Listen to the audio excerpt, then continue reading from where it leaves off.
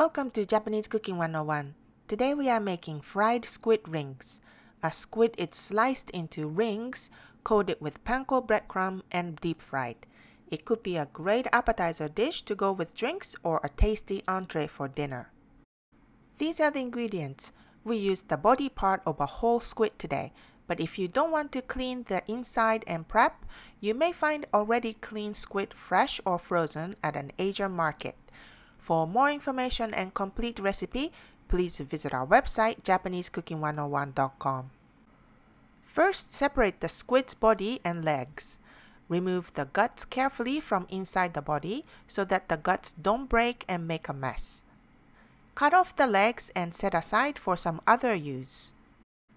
Remove the fin from the body and peel the skin slowly, like that. Now we are going to slice the body of the squid to half-inch thick rings.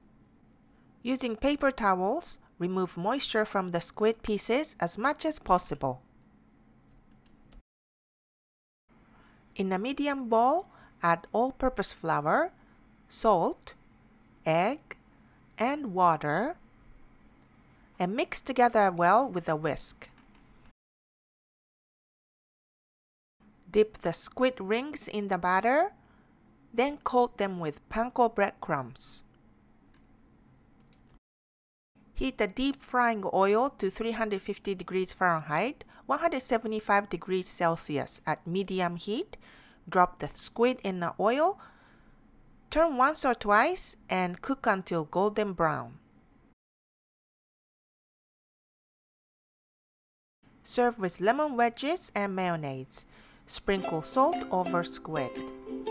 Hot and crispy chewy squid ring is wonderful with cold drinks, and it is also a great dish with steamed rice for dinner. We hope you can find the ingredients and give this a try. 美味しいね。